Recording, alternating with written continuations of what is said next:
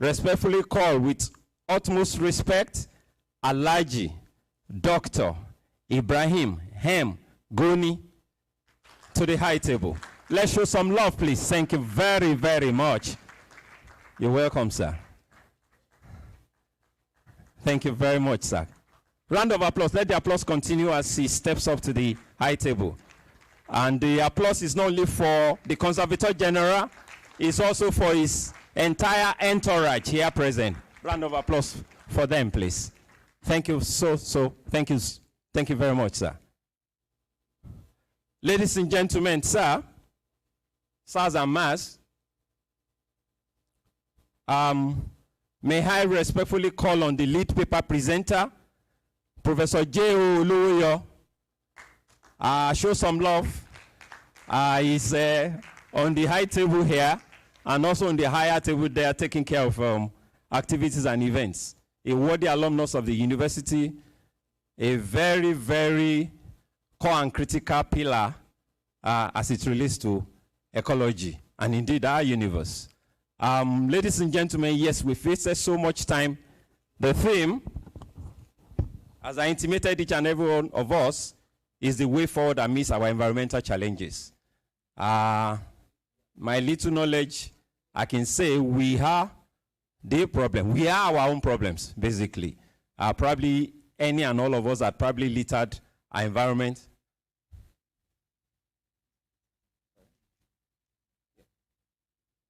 No, it doesn't matter. I don't need the camera. It's not about me. Thank you very much. Ladies and gentlemen, shall we rise for our national anthem, please? Thank you. You have it on cue? Okay. We'll take the first stanza. 2, 3, 4.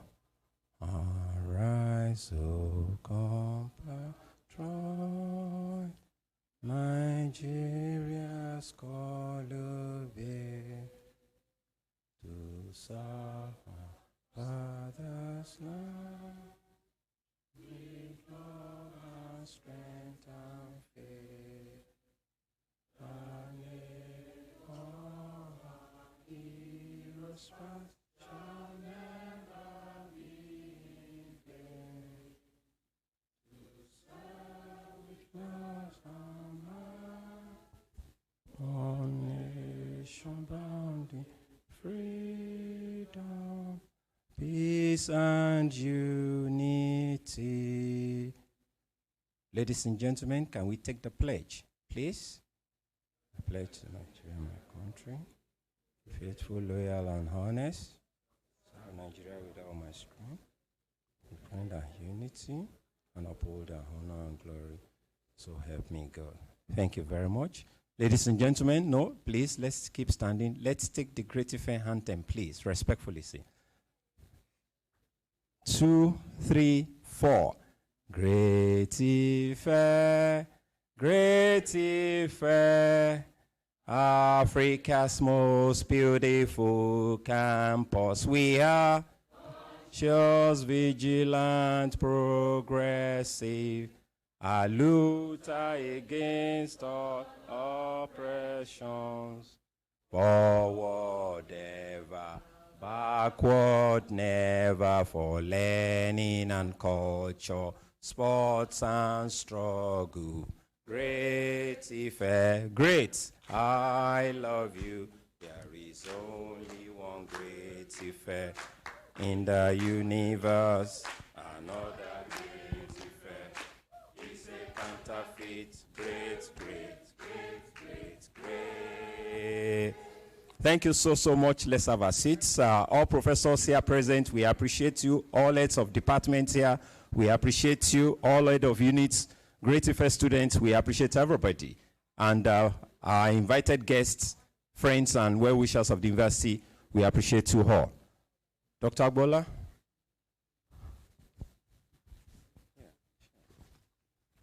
Thank you. Good morning once more. We continue with the program by taking the speech by the Executive Director of Research. No? Okay, sorry for that. It's because we are running late, so I'm trying to fast track it. I'm sorry for that. We take a welcome address by the Director of the Institute, Dr. Mrs. A.A. Okoya. Please let's give a round of applause for her. Thank you.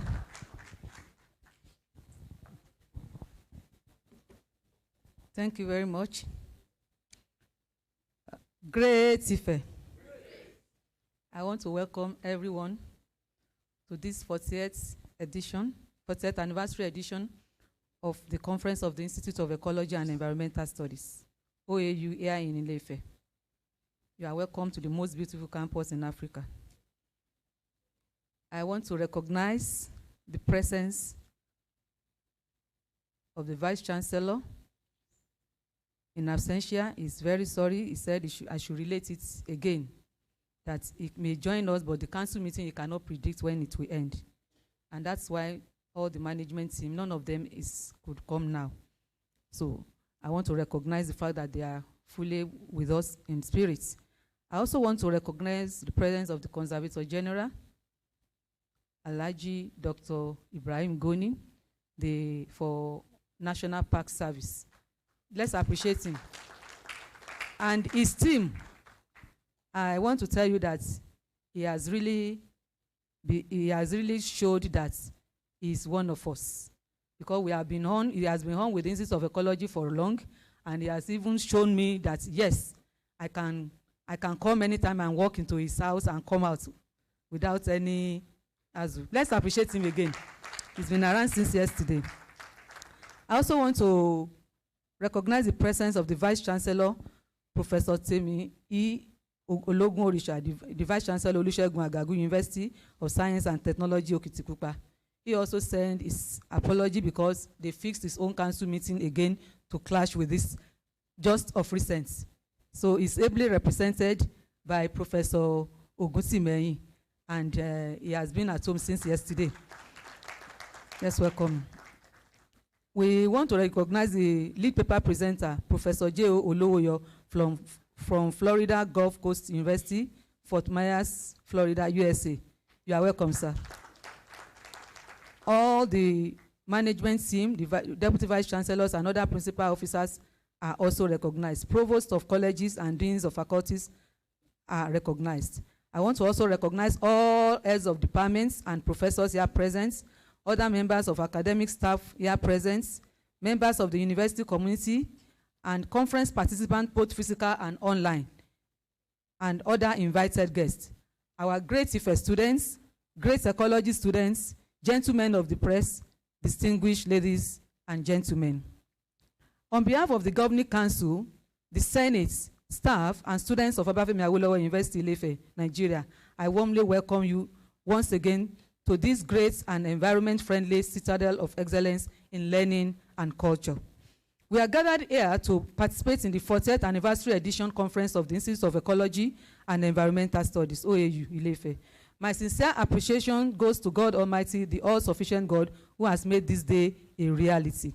Going memory lane, yearly, the World Environment Day has always been celebrated on the 5th of June worldwide, and it has been a way of creating awareness and action for the sustainability of the environment. It represents the primary United Nations Outreach Day to support the environment. This year's theme is centered around solution to plastic pollution. It is hosted by Côte d'Ivoire and supported by the Netherlands. It has always been a custom of the Institute to hold its conference around this time, and its theme to also revolve around the World Environment Day theme. Hence, we are here. Pollutants and ecosystem restoration is the theme for this year, Implications for One Health, which encompasses the 2023 World Day theme, Solutions to Plastic Pollution, and more. However, it will not be out of order to shed light into the year's conference theme, into what the year's conference theme means by providing a short summary on it before other seasoned conference speakers begin to expand it to all the necessary aspects of it. There is a general saying, and I quote, "You reflect your environment." That is, you and your environment are one. If your environment is healthy, you are also healthy. In the same way, if your environment is sick, you are also sick. Ecosystem involves the interaction between biotic and abiotic components of the environment. It therefore means a distortion in the interaction impacts both the biotic and abiotic components of the environment. One health can be achieved through multidisciplinary research at local, national, and global levels to attain optimal health for people, animals, plants, and the entire components of the environment.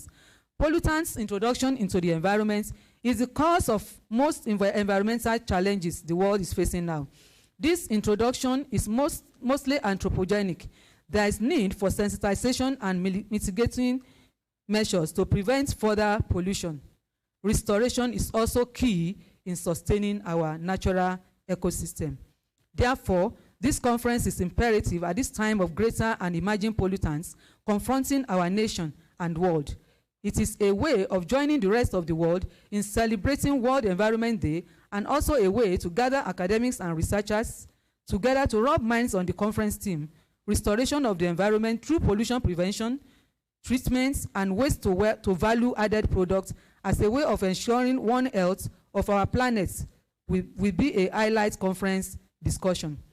The conference will serve the purpose of sensitizing the attendees about new and novel researches in solution and prevention of pollution, ways to restore the polluted and degraded environment. It will also expose us to sustainable ways of achieving pollution-free environments. I once again welcome all the participants and wish you a most fruitful deliberation with interesting and stimulating discussions and exchange of knowledge so that we can together envisage the future of an innovative world. I wish you a very resourceful conference. Thank you.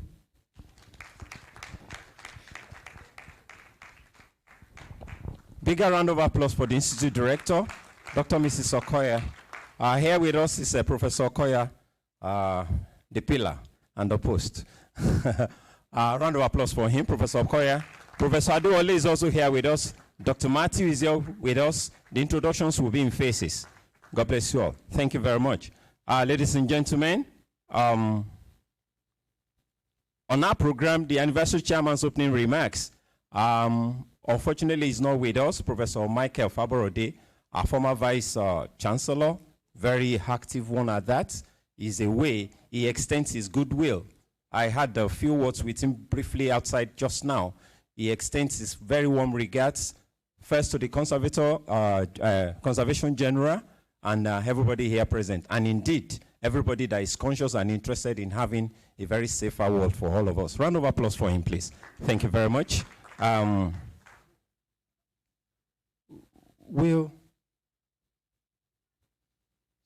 one second. Excuse me.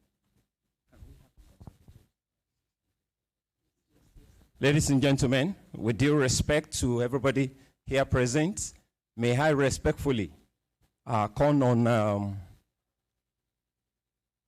Conservation General for his short remarks to the audience here.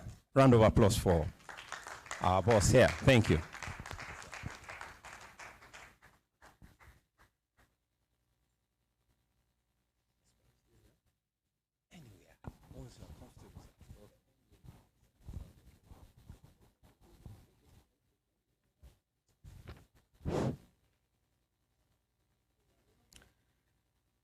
The Vice Chancellor, ably represented,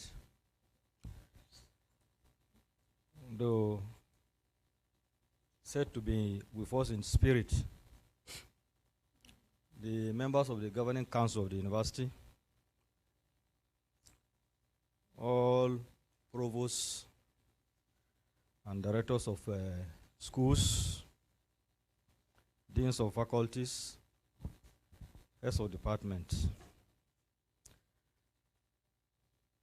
Let me maybe specifically recognize the acting director in charge of the Institute of Ecology, Dr. Mrs. Okoya. Members of my entourage, students, invited guests, particularly the representative of the Vice Chancellor from Okitipupa. Incidentally, Ondo is my second home because I did my youth service there.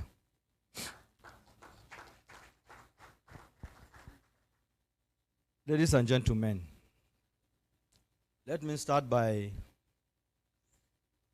felicitating with the Institute on its 40th anniversary and congratulating the organizers of the anniversary.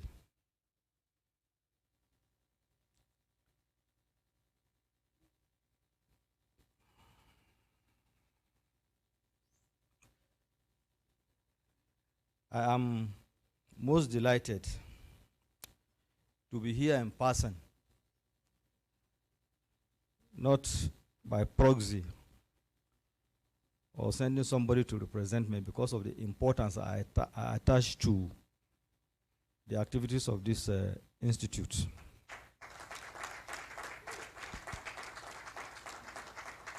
This is most importantly so because of the significant and the symbolic role the institute is playing in training young Nigerians in the art of environmental restoration and management. A few years ago, the university, through the institute, entered into a collaboration with the National Park Service. The partnership was aimed at providing knowledge-based information to the service, while at the same time seeking the assistance of the service in the areas of student industrial work experience, training, practical experiences for the student and research fellows alike. Efforts were made by the National Park Service to take the partnership further by requesting the institute to provide training in the areas of taxidermy and museum curation. This, I hope, the institute will place before the Vice Chancellor so that the current collaboration can be reviewed between the university and the park service. I therefore very specifically salute the resolve of the acting director of the institute, Dr. Okoya, for revisiting the collaboration as part of the programs for this year's conference. Let me also pay tribute to the past directors of the institute, Professor Ofozi and Professor Ademola, and so on, who midwife the collaboration to fruition. Let me also doff my cap.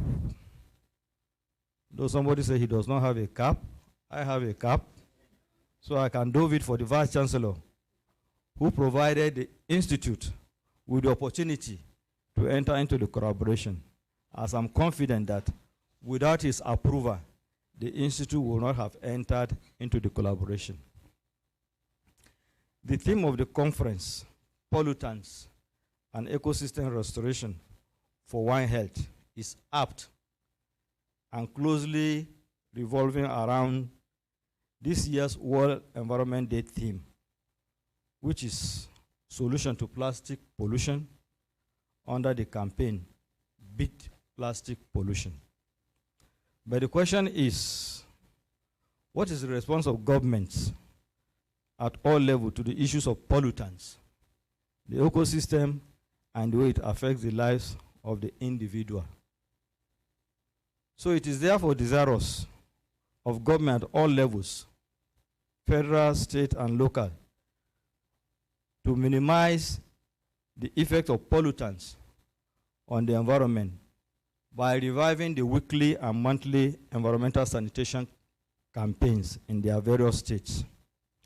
This, I believe, is one way of providing answers to the issue of pollutants and ecosystem restoration for wine health.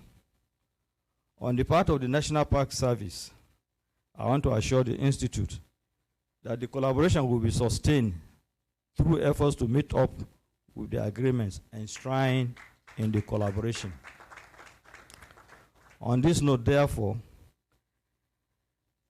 I hope that the goals of this conference will be achieved in the few days to come during the conference procedure. Finally, I wish all participants, facilitators, and organizers a successful conference leading to achieve the lofty goals of the Institute and by extension, the prestigious Obafemi Awolowo University. Great Ife. I thank you all for having me to make these few remarks. Thank you very much.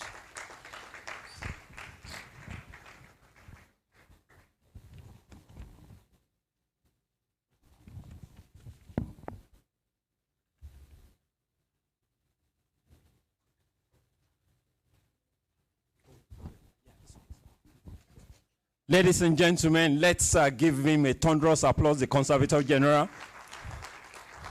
Thank you very, very much, Sir Alhaji.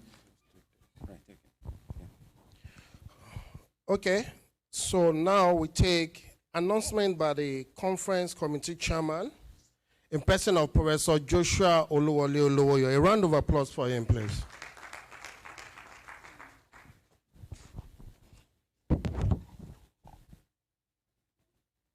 On Friday, was it on Thursday, I learned something new. All the presenters were saying they stand on the existing protocol. So I've decided to stand on the same. Good morning to you all. It is always good to come home. And I'm very happy that I'm here again in Ife. I studied there some years ago. That was 1988. And I finished my master's in 2001. So when I was invited to be the conference chairman, I just jumped at it because I have the opportunity to see my people again. I'm not going to tell you the history of the director, but I'll tell you something. She was a teacher before, and she's still a teacher, and that's where we met. Can I continue with the history? But did you know that she's married to Professor Okoya? Anyway, good morning to you all, and thanks for inviting me. We're going to be talking about some protocols that we're going to use for the conference.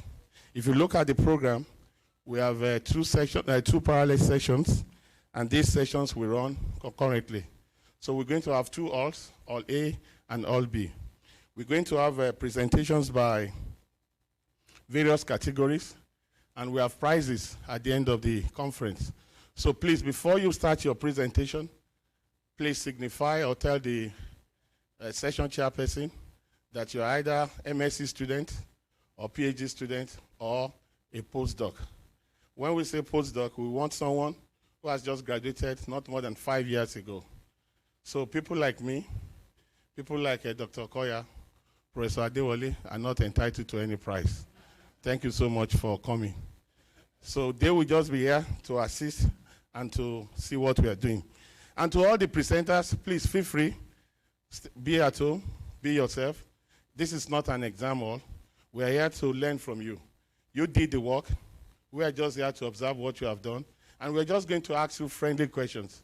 And if any question is difficult, just turn to your supervisor and tell your supervisor, can you please assist? Nobody will kill you. But be sure that the price is gone once you ask your supervisor answers. So you're going to have 15 minutes for your presentation. So you're going to use 10 minutes for your own presentation and 5 minutes for question and answer. Please make sure that you give that time, 5 minutes for question and answers, because this is part of way of examining you. We also have a lunch that has been well packed. This evening, we're going to have our gala dinner, and this will be for those conference delegates and participants who have paid fully. So we're going to use, you'll see, you've been given a tag, and in your tag, you have all the meal tickets.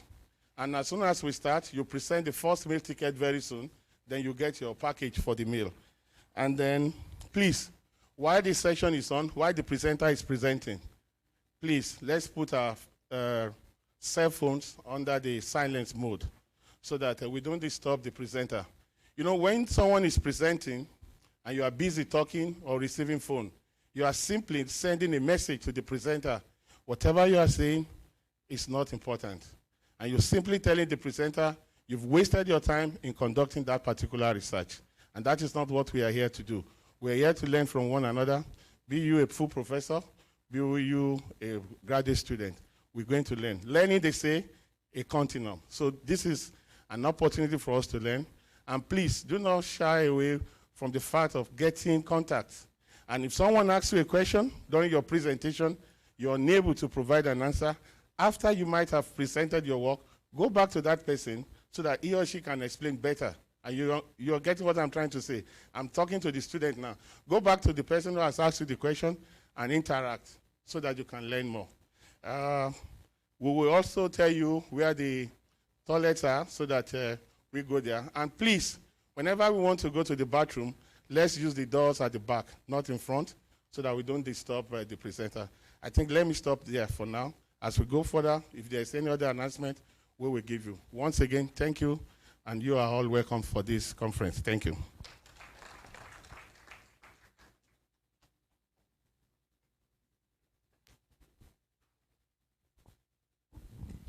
Thank you for that.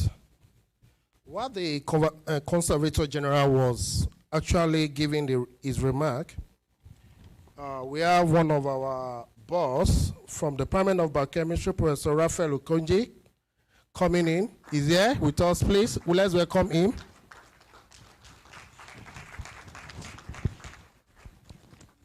Now we go to the next item on the program. And before we do that, we want to take a short citation of Vice Chancellor of OAU Tech, not Vice Chancellor OAU. You know the difference. Great Ife is still Great Ife. Great Ife. Don't let OAU's tech take our glory. Great Ife. So we take the citation of Professor Temi E. Ologun Orisha, and it's duly represented by Professor Ile-Mobayo Oguntimehin. So Professor Ile-Mobayo Oguntimehin will be coming while we read the citation. I call on Mr. Ogunajo to read the citation. Thank you. Great Ife once again. Prof, please proceed. Thank you very much. Round of applause for him, please. Representing the VC, someday you'll come on stream. Amen? Thank you. I'll send the invoice for the prayers. Citation of keynote address presenter, Professor Temi Emmanuel. Professor Temi Emmanuel Ologun Orisha. Temi E. Ologun Orisha is an award-winning climate and environmental scientist, a teacher, scholar, and an astute university administrator. He's the fourth substantive vice chancellor of Olusegun Agagu University of Science and Tech, Okitikwara, Nigeria. He's a professor of meteorology and climate science, hydrometeorology and water resources management at the Federal University of Technology, Akure, Ondo State, Nigeria, 2016 till present. He was previously the executive director of the UNESCO Category 2 Center for Black Culture and International Understanding in Oshogbo, Nigeria, 2015 to 2016. He had his BSc honors degree in geography with minor in geology and botany from the Faculty of Science, University of Ibadan, Nigeria in 1988, MSc in hydrology and water resources management from the Faculty of Environmental Science, University of Jos in 1991, and a PhD in climatology from the University of Port Harcourt, Nigeria in 2002. He has about 3 decades of university teaching, research, consulting, and community engagement experience. He started his university teaching career with his appointment as lecturer 2 in geography, Obafemi Awolowo University, Adeyemi College of Education, 1994 to 1997. Lecturer in geography, University of Port Harcourt, 1998 to 2003, and rose through the ranks to the position of Professor of Climate Science, Osun State University, Osogbo, Nigeria, October 2007. Prior to his appointment as Professor of Meteorology and Climate Science, Federal University of Technology, Akure, Ondo State in May 2016, Professor Ologun Orisha has the distinguished honor of being the first professor to be appointed by the Osun State University, where he served meritoriously as chair of the Department of Geography and Resource Management 2007 to 2012. Pioneer Dean, Faculty of Social Sciences 2013 to 2015. First elected Provost College of Management and Social Sciences 2011 to 2013. Head of Ukuku Campus of Osun State University 2011 to 2013. Chairman Committee of Provosts, Deans, and Academic Directors 2012 to 2013, and founding director, Center for Climate Change and Environmental Research, 2008 to 2015. He also delivered the first inaugural lecture of the university in 2011. Professor Ologun is recognized as a world leader in flood hydrometeorology on the strength of the quality and quantum of his research work in climate science, flood hydroclimatology. He won the prestigious United States Scholar of Extraordinary Ability Award in Climate Science in 2018. This award is reserved exclusively for winners of the Nobel Prize or those whose quality of research work are rated in this category. The award confers on its recipients the permanent residency of the United States of America. He has published widely as he has over 120 publications to his credit. He has won grants of over $500,000 in collaboration with colleagues. Perhaps the quality of his contribution to knowledge can be better appreciated when one considers the major outlets for his publications, which include some of the top 5 journals of geography, environment, and meteorology through climatology in the world, published by Elsevier, Springer, Taylor and Francis, Routledge, Sage, Wiley, among others. These include National Hazards, Germany, African Geography Review, USA, Weather, Climate and Society, USA, the International Journal of Environmental Studies, UK, the Environmentalist, the Netherlands, the International Journal of Theoretical and Applied Climatology, Germany, International Journal of Climatology, UK, Progress in Physical Geography, USA, the International Journal of Meteorology, UK, the International Journal of Sustainable Development and World Ecology, UK, Journal of Modeling Simulation Techniques in Enterprise, France, amongst others. He is a recipient of many honors, awards, fellowships, and academic distinctions. He was a plenary lecturer at the International Association of Hydrological Science Conference held at Exeter College, Oxford University, UK, in January 2008. He was also a guest professor at the Institute of Water, Environment and Health, United Nations University, Hamilton, Ontario, Canada, in 2010. He has been a visiting professor to the Department of Health and Environmental Sciences, University of Missouri, Kansas City, United States, since 2008. He was a visiting professor to the School of Geography and Earth Sciences, McMaster University, Hamilton, Canada, 2010. Visiting professor to the Graduate School of Science and Engineering, Tokyo Metropolitan University, Japan, 2009. Visiting Scholar, Department of Geography, National University of Singapore, 2012. Honorary Visiting Professor, Flinders University of South Australia, 2009. Guest Professor, Northwest University, Mafeking, South Africa, 2015. Visiting Scholar, Southern University, A&M, Boston, Baton Rouge, USA, 2018. Adjunct Professor of Geography, Liberty University, Lynchburg, Virginia, USA, 2021. And Adjunct Professor of Geography, Kansas City, Kansas Community College, USA, 2019 to 2022. He was awarded the membership of the American Association for the Advancement of Science, AAS, by special invitation in 2003. He won the international nomination to serve on the International Editorial Advisory Board of the International Journal of Meteorology, UK, in 2005. The second person in Africa to serve on the board. I believe he deserves a bigger round of applause. He is currently sitting on the editorial boards of over 20 international journals. He was the editor-in-chief of the Journal of the Nigerian Meteorological Society, Journal of Meteorology and Climate Science, 2008 to 2010, editor-in-chief, Journal of Health and Atmosphere Sciences, 2018 to 2021, and the associate editor of the Journal of the Association of Nigerian Geographers, 2004 to 2005, and editor of Nigerian Journal of Tropical Geography. He is a member of several learned societies and International Association of Hydrological Sciences, UK, Association of American Geographers, AAG, Tornadoes and Storm Research Organization, TORRO, UK, Nigerian Meteorological Society and Association of Nigerian Geographers. He has supervised over 25 MSc and PhD students. He has served as external examiner for MSc and PhD degrees in geography, environmental management, and meteorology in 20 Nigerian and South African universities. He is an assessor professorship in many top-rated universities in Nigeria, South Africa, the United States of America. He has been a consultant on many environmental projects to World Bank, Mobile Hub Producing Unlimited, now ExxonMobil, AGPOL, Federal Ministry of Mines and Power, Environment, the British Council, and Osun State and Lagos State governments. He is happily married to Dr. Omolola Ologunrisha, Ni Akinola of Georgia College and State University, United States, and blessed with wonderful children. Round of applause for him, ably represented by another man. Thank you. Respectful ladies and gentlemen, with also permission of the Conservator General, may I respectfully call on the Institute Director, Dr. Okoya, in my own words, Professor Okoya, amen, to kindly honor our speaker.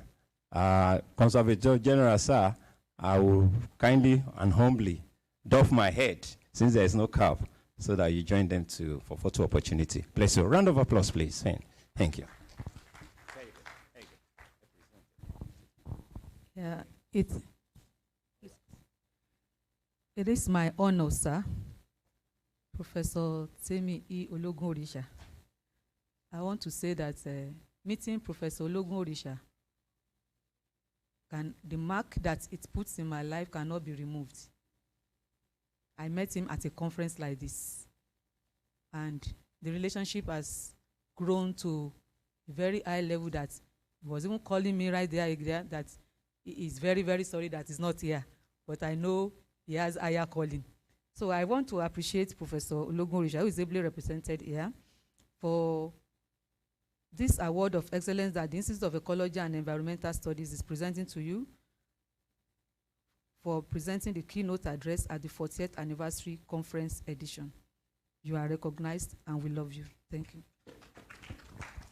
Thank you very much. I received this award on behalf of my Vice Chancellor, the Vice Chancellor of Olusegun Agagu University of Science and Technology, Okutupa, Professor Temi Ologunrisha. Thank you very much.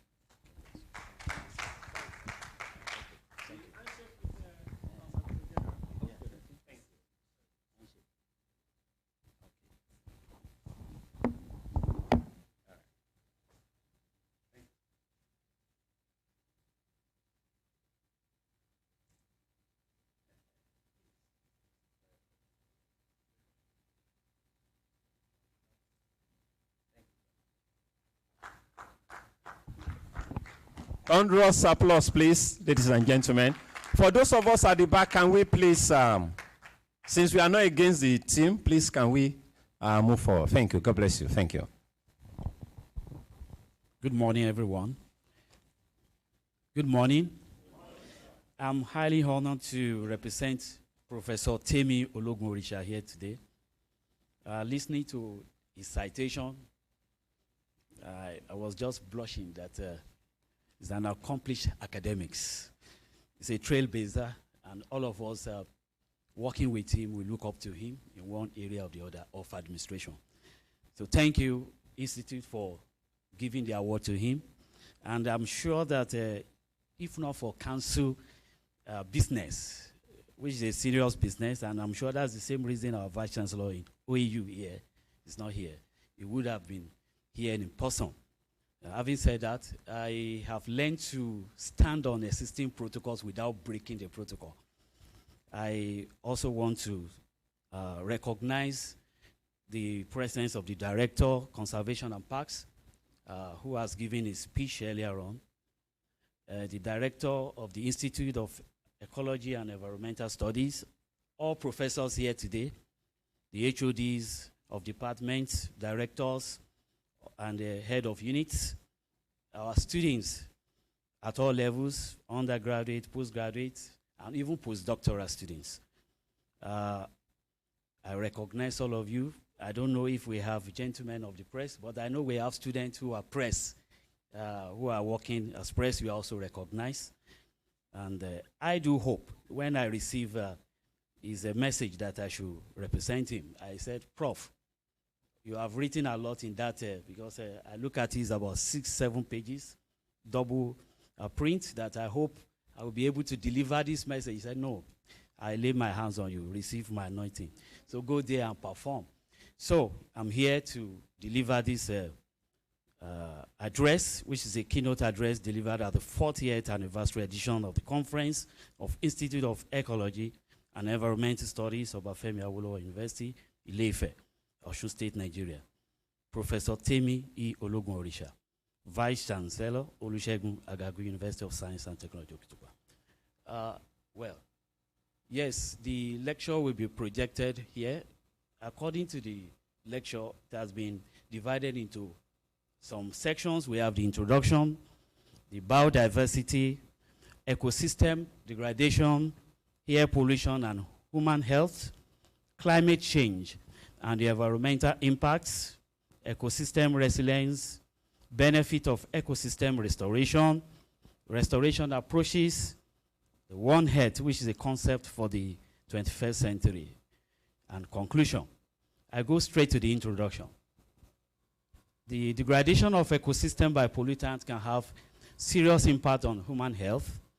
In restoring the ecosystems, there is a drive to restore the functionality of the ecosystems, and rather than restoring the ecosystem to its pristine condition. Ecosystem restorations have the ability to create healthier living conditions for people and reduce the risk to their physical, mental, and social well-being. Even so, the complete restoration of all the ecosystem function is not necessarily possible. Given the uncertain trajectory of the ecosystem during the ecosystem restoration process, the impact of the restoration on human health is also uncertain. Even with this uncertainty, the restoration of ecosystem for human health is still a necessity. The One Health paradigm focuses on the holistic and the interconnectedness of animals, humans, and plants, and their shared environments to acknowledge and solve complex public health problems. With that introduction, I go to the issue of biodiversity. I have here, yes, very beautiful slide showing biodiversity. Biodiversity is found in genes and species, ecosystems and ecosystem processes, vital, which are all vital for sustaining life on Earth. So at different ranges of diversity, can be genetic diversity, can be species diversity, it can also be ecosystem diversity. And linking all these three is the functional diversity.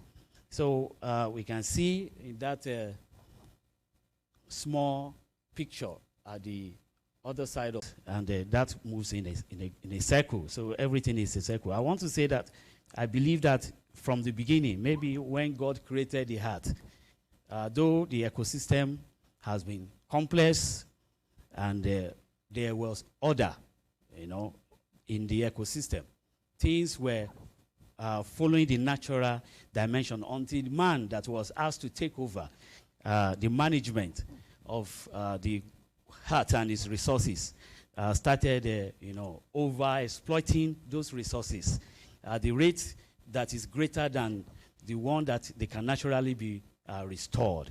And that is what brings about the issue of pollution that we want to talk about, the different pollution aspects. I have another slide that is linking the biodiversity with the environment. And then we have some definitions here: the biome, the habitat, the microhabitat, the ecosystem, and the environment. All of them are linked together and woven. So different environment allows for different species of plants and animals. And the biodiversity is all needed to contribute to the sustainability of the ecosystem. Even the smallest of the ants are also involved.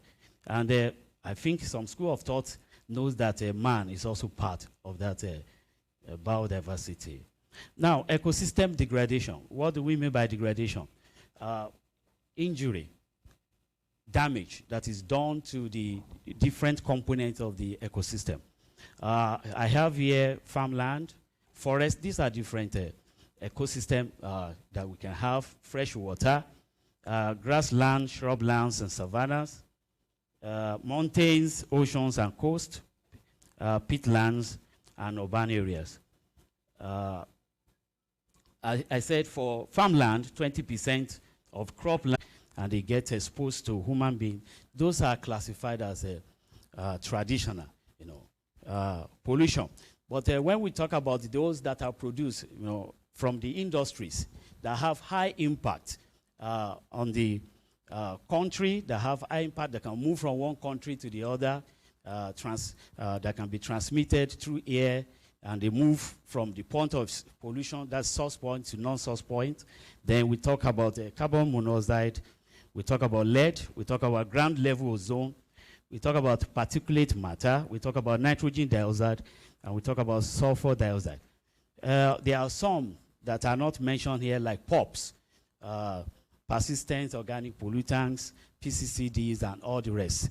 All those are as a result of impact of man, what we call anthropogenic inputs into the ecosystem. Our ecosystem has been much impacted that now, a word has been coined. We call it Anthropocene. That is the time we are in now. That is time that man has the greatest impact on the ecosystem.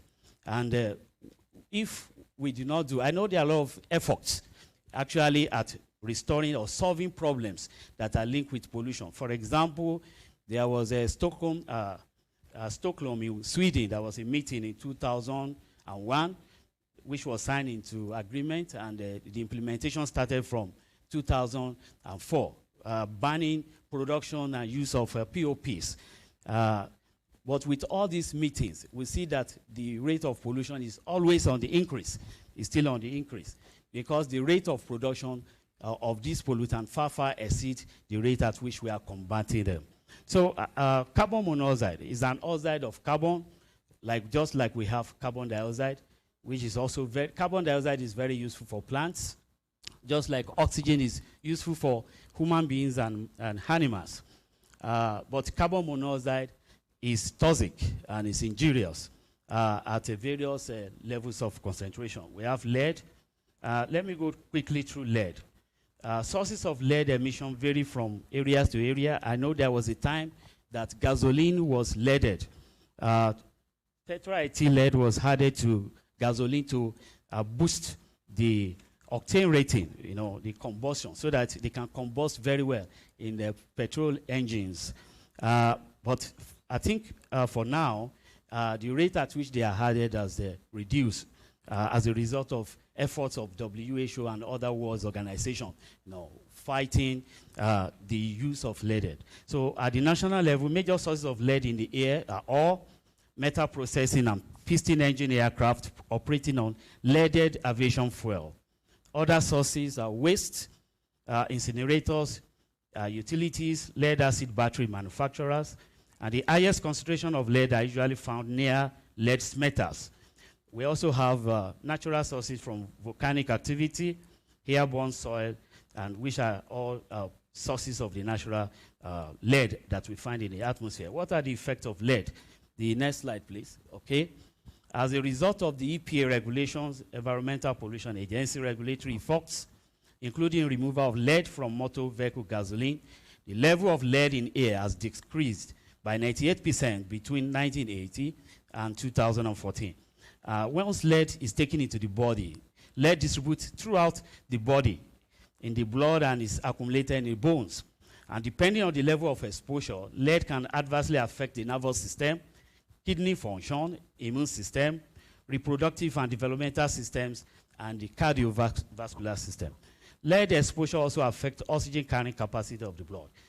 There was a story I had. I don't know, I've not been able to verify the story that the Roman Empire fell as a result of lead poisoning. There was a time the Roman Empire was very strong, and they were colonizing many countries around them. And the decision makers were the first to taste water, because as at that time, maybe the conventional process of getting water is for slaves and all those in the kingdom to go to the streams, the natural sources of water, and fetch water to the palace. But as at the time the pipe was invented, it was made of lead. And so they were happy that they were served lead water, and unknowing to them, it was affecting their brain and ability to reason. So they could not plan. So all their tactics failed. And that's, so I think, I don't know how far that is true, but I heard that story about lead. So just to tell us that it has effects on our mental capability. At ground level ozone, what we call the tropospheric ozone, I'm sure we know that there are two types of ozone. There are the stratospheric ozone, which is at the upper atmosphere, where then we have the lower ground level. I think between 0 and 40 kilometers up is the troposphere. So it is the tropospheric ozone that is not too good. I worked so much with this ozone when I was in Japan because my field is environmental chemistry, atmosphere, hydrosphere interaction. So we worked, I think between 2006 and 2011, I worked with ozone so much that I could recognize the smell because it has smell. If it is above certain concentration, if I enter into a room and there is ozone there, I will know that there is this gas there. I worked so much with it. And between that years, I mean those years, between 2006 and 2011, we were measuring ozone on a monthly basis, and we log it. So there's what we call AOT 40 value. AOT 40 value accumulation of above 40 ppb for hours of 8 hours, in the day, because the concentration of ozone is usually high during the day as a result of photochemical activities. So there's a relationship between NOx, VOC, moisture in the atmosphere, that generate ozone. So what we found out was that for Japan, because we also relate with other countries' data on whatever we have. Between those periods, there were times during the summer when it is highest, we normally record around 75 ppb. And at that concentration, is already injurious to plants. So that is why we have a lot of forest dieback in Japan. You see a lot of Japanese red pine forests. They will just be growing brown from green. Normally they are evergreen, they are supposed to be green. So you see them turning brown. So the needles turning brown. So originally, before those research, they attributed those dieback to some insect, that maybe it's some insect, worms that were affecting them. But we now knew better during the research that it was the impact of the ozone on them. And that was for Japan. For some places in Alaska, there were some times they get up to 120 ppb. And some areas in Australia too, very high. I'm sure we are very lucky around here. I've never seen much research work done on measuring ambient concentration of ozone. I think that's another area that students want to engage themselves. When I was in Japan, most of the equipment used are gadgets. You have to set them up. So coming out early in the morning between 6 a.m., get them. You have to actually use trolley to move them around. But now we have some portable equipment. I think I bought some, the one that measures methane and the carbon monoxide about 2 months ago.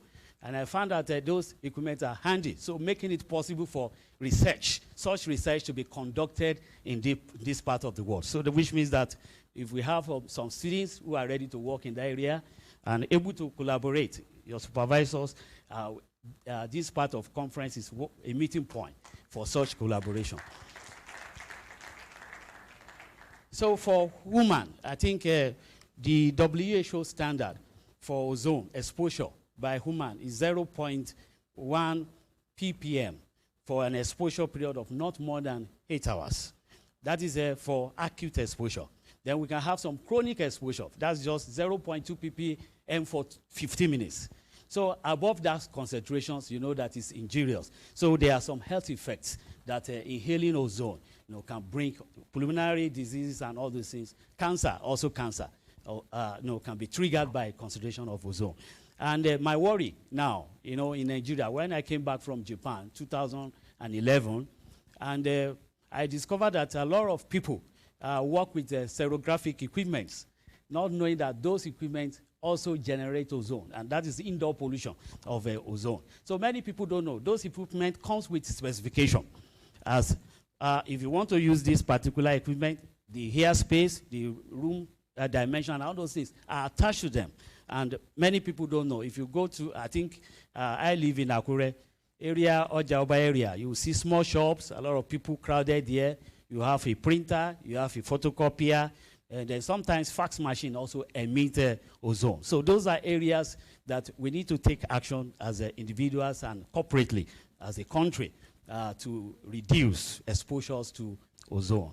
And you can imagine if there's no electricity, generator is there, producing gasoline generator producing fumes, exhaust from generator. Some are not gasoline, they are diesel. And all those, gases produced combined will definitely impact on the general health of public. So we need to be careful. I spend much time on ozone because I work so much with that gas for more than 6 years, almost 6 years. Now, particulate matter, sea salt, soil dust, volcanic particles, smoke from forest fires account for particulate emissions each year. And small particles are removed from the atmosphere by accretions to water droplets, which grows in size until they are large enough to precipitate. Larger particles are removed. During the COVID-19 period, almost everybody was wearing masks. I think that was new because of the advice from health authorities. But while I was in Japan, it's a normal for them. If anyone coughs alone, that person comes to the office with a nose mask. So they don't see, because people attach a kind of stigma here to using nose mask. Once they see you using nose mask, they know that something is wrong with you. Probably you have TB or any other thing. But it's not like that. It's to reduce rate of contacting the disease. You don't want people that you love you are already a victim of a particular illness. But if you don't use all those things to prevent. So particulate matter, PM 2.5, PM 30, they have their sizes. So any particle size, I think I use an illustration here to use our hair strand. Unfortunately, my hair is receded. I don't have much hair on my head again. But those of you that still have hair, if you can touch your hair and you see a strand of your hair, the radius of that hair is about 75 micron. That's the radius of one strand of hair. Now look at how small 10 would be. Look at how small 2.5 would be. So those are dust and viruses, bacteria. They also hide along with all those dust, to enter as a route of exposure to man. So on the next slide, you can see EPA group particle pollutions into two categories. We have the inhalable coarse particles, such as those found near roadways and dusty industries, and are larger than 2.5 micrometers, and they are also smaller than 10 micrometers in diameter. Then we have fine particles. Those are found in smokes, haze, and they are 2.5 microns in diameter and smaller. These particles can directly be emitted sources like forest fires, or they can form when gases are emitted from power plants, industries, automobile, exhaust, and so on and so forth. Even the generator that I said we use, they emit PM particles. It's not every time that they come in form of soot. It's when you see soot that you see that there are some that you cannot see also with your eyes. So particulate matter contains microscopic solids or liquid droplets that are so small that they can be inhaled and cause serious health problems. So on this side, I have type of effects that you can have for fine particulate matters. We have street dust, abrasion, respiratory ailments, decrease of pulmonary function, fine particulate respirable. We have dermatological diseases. So you have a lot of people, sometimes you see eczema, eczema also, where you have itchy skin rashes and all those things can be caused by particulate matter. Diesel soot exhausts increased risk of heart attack and risk of cancer. Then we have nitrous oxide. I also work a lot with these gases, NOx. There are about 4 in that category, N2O, NO2, 3, N2O5. All of them are generated from exhaust, automobile exhaust sources and all the rest. So it's a group of highly reactive gases known as oxides of nitrogen or nitrogen oxides. So generally they are called NOx. Some, like I mentioned before, NOx, VOC, they controls there's what we call daytime chemistry and nighttime chemistry. So ozone is produced during the day, the other one they are produced in the night, So breathing air with high concentration of NO2 can irritate airways in the human respiratory system.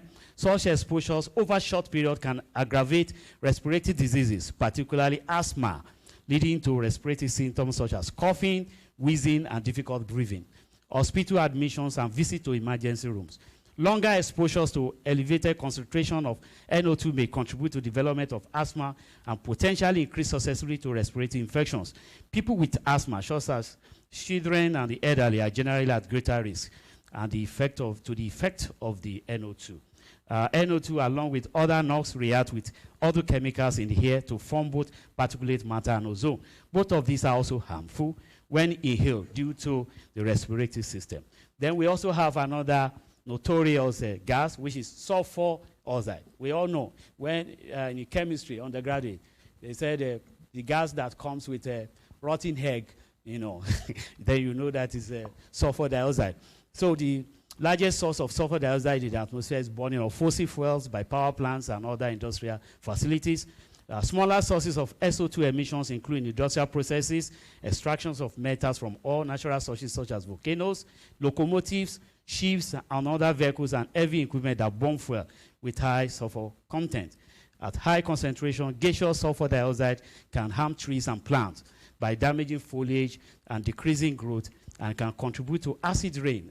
SO2 will dissolve in water to give you sulfuric acid, just like NO2 can also dissolve in water to give you nitric acid. And when it rains, they come down as rain.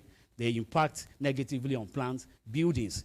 I think the cost of renovating buildings is to millions of US dollars in America as a result of, and in Nigeria, I've seen a lot of some of these aluminum roofs. When you install them, within 3 years, you see them, they are already faded. So you don't know the reason. So those can also be part of the causes of those occurrences. Then I have are you not with me again? Okay, there's a graph here that compares traditional pollutants for many countries of the world. We have China, we have Ethiopia, we have EU, we have India, we have Nigeria, and we have USA. So between 2000 and 2019. So we can see for the traditional pollution that even for Nigeria, you look at the Nigerian side here, you can see the peaks are high for both traditional and the modern pollution, showing that we are not yet there when compared to countries like the EU, the Ethiopia, and even United States of America. So traditional pollution includes death from household air pollution, from solid fuels, unsafe water. I think I read in some news, I think about a few years ago, where you will see about the family, they died overnight. They just discovered that maybe it's because they switch on, they use the generator, and they refuse to open the windows, you know, maybe because of safety also concern. And before dawn, they are gone, you know. So it can be as a result of exposure to some of these gases as pollution. Now I move to the next. What is the action to be taken? You prioritize pollution prevention and health protection nationally and internationally. Mobilize, increase, and focus funding and international technical support for pollution control. Establish system to monitor and control pollution. Build multi-sectoral partnership for pollution control. Integrate pollution mitigations and planning processes for non-communicable diseases. Then research pollutions and pollution control. Then highlight pollution control is the SDGs goals. I come to climate change and the environmental impact. There is one name that usually comes to my mind when it comes to the issue of climate change. I'm sure many of us here are familiar with him. He was the 45th Vice President of America in the person of Al Gore. Al Gore was at the forefront of campaign against climate change. I think he has been on now for almost 4 decades, you know, and he's very active on it. In 2006, one of his documentary won an award. I think it's a national award in America.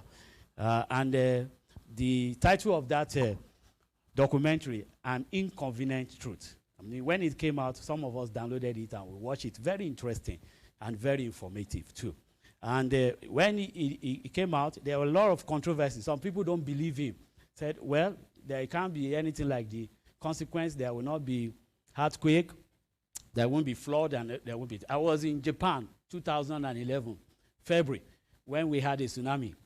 I've been watching movies where I see oceans and So now I was watching it in national television live. And all those shows the possibility of climate change are here with us.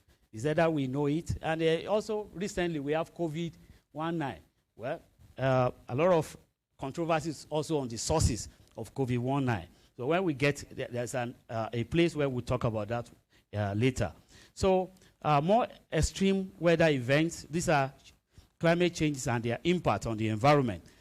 Storms, cyclones, flooding, heat waves, more frequent, hotter and longer, rapid glacial melting, landslide, flash floods, reduced water availability, disturbed rainfall pattern, more droughts, more extreme precipitation events, more intense rainfall, flood, and disrupted water supply. Sea level rise, inundation, saltwater intrusion, loss of land and assets, increased coastal flood frequency and severity, air pollution, increase in the level of ground level ozone, and more allergens. I'm sure that we are also noticing that the rainfall pattern has changed, even in Nigeria. Before, we used to have 2 seasons, dry season, rain season. Even up to last year, I think around December, we had rain, very heavy one. So we normally say the peak of the rainfall is between June and July. It's no more June and July. You know, it can come in February. So those are also, slight changes that we are seeing.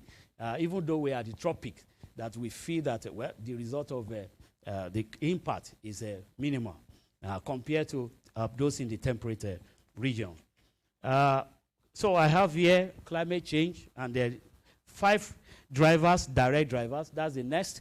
I don't think it's okay. Maybe you can still see some. The ecosystem, one of the drivers, weather changes and ecosystem, then air quality, oceans and coastals, and water security. And as a result of shift or changes in all these, we have variations of diseases, that we now have. And as we move between adaptation and mitigation, we will see that the resultant is the health system. It's the health system that suffer it. So that is why you can see a lot of cross-link and relationship between all these factors.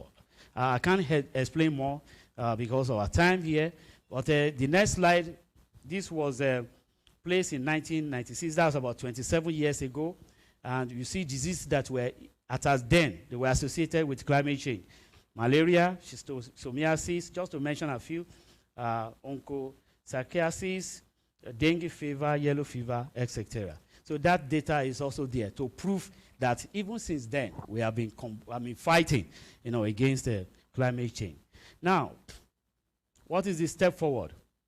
And that is one of the title or themes of this conference, which is ecosystem restoration. Ecosystem restoration is the process of halting or reversing degradation, because we talk about degradation. So if you want to halt it, reverse it, then you have to engage in restoration of our ecosystem, which results in improved ecosystem services and recovered biodiversity. Ecosystem restoration encompasses wide continuum of practices depending on local conditions and societal choices. Depending on the objectives, restore ecosystem can follow different trajectory, from degraded natural to more intact natural ecosystem, from degraded modified ecosystem to more functional modified ecosystem, from modified ecosystem towards more natural ecosystem, provided that the rights and the needs of people who depend on that ecosystem are protected. They are not compromised. So the world is facing severe challenges.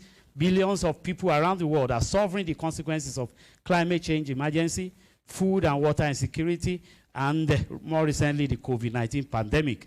Ecosystems are indispensable allies, and we have to meet all these challenges. So we protect them and manage their resources in a sustainable manner, which is very essential.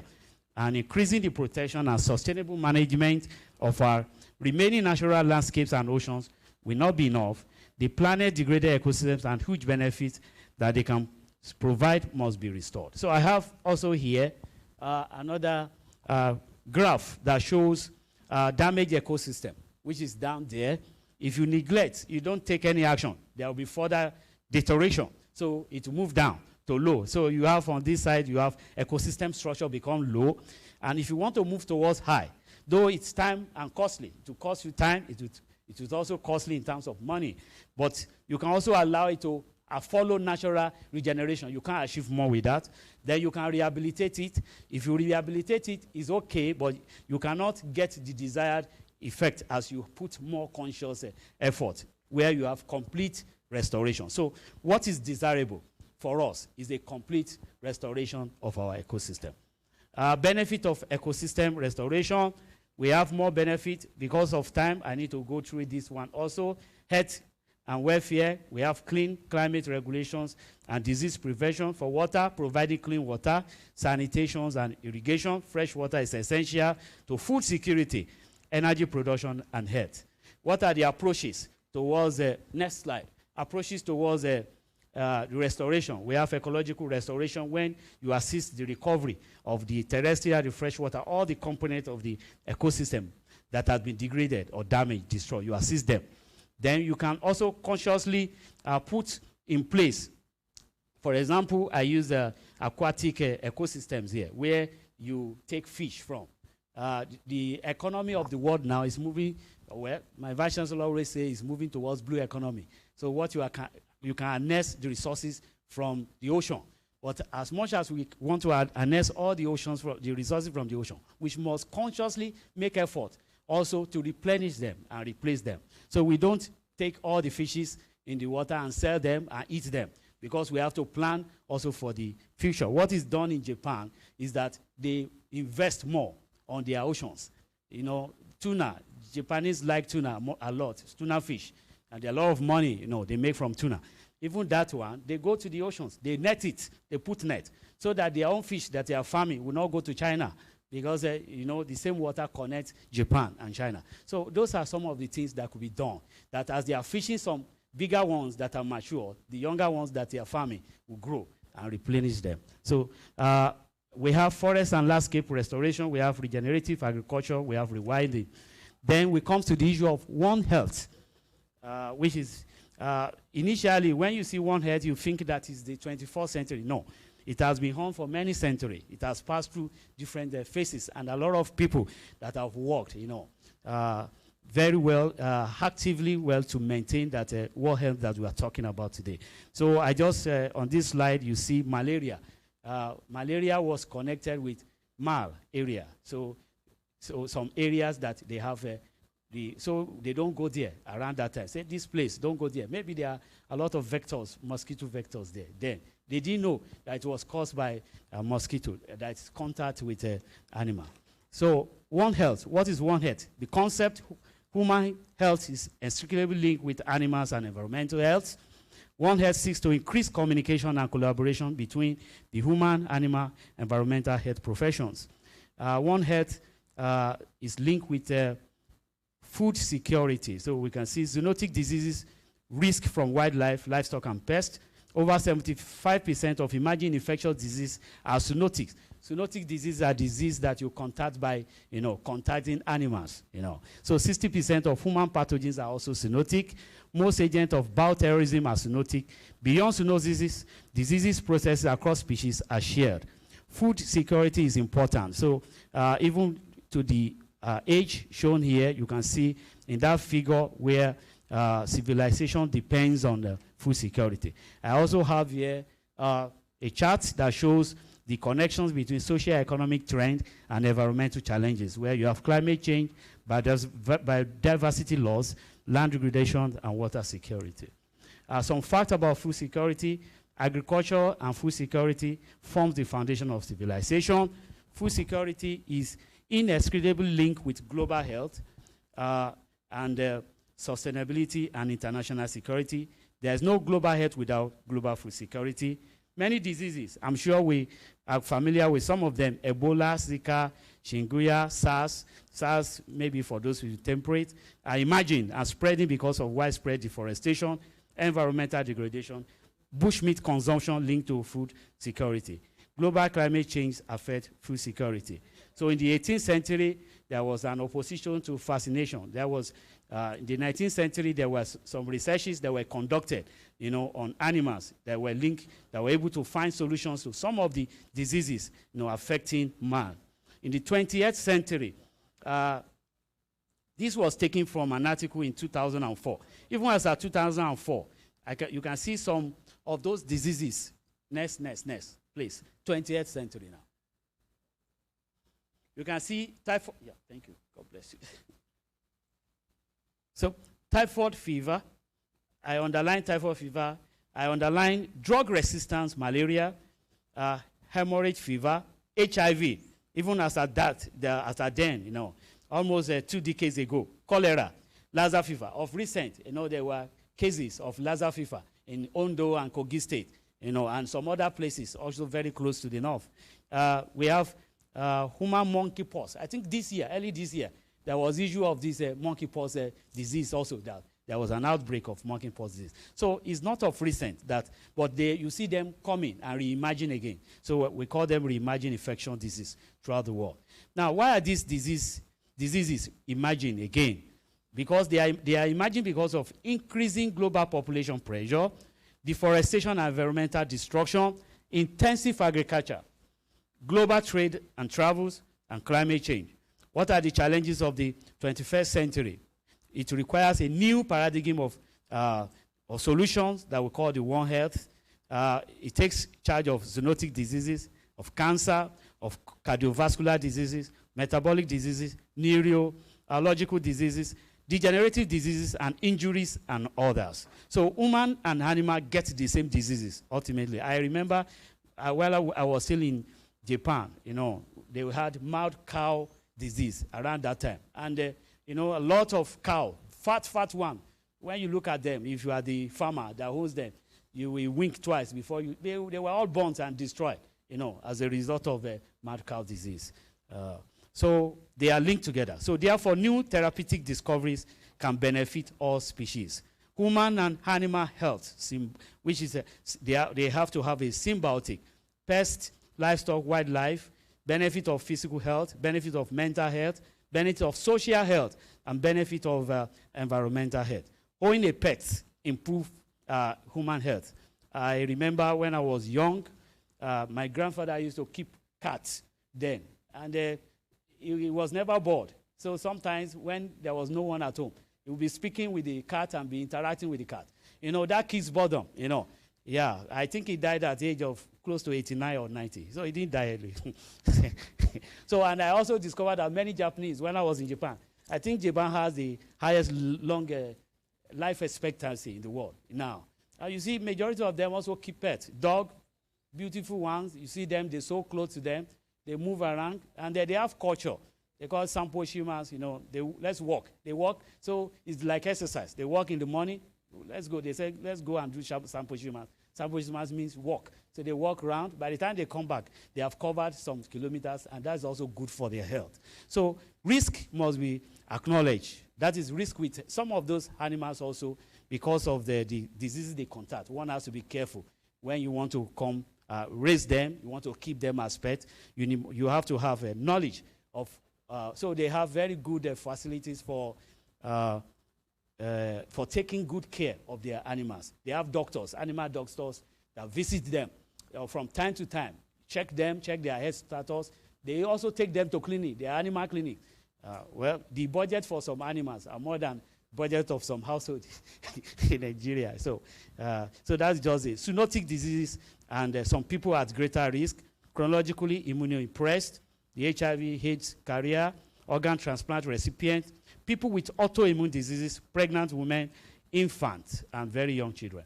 Now, under the One Health umbrella, we have different fields.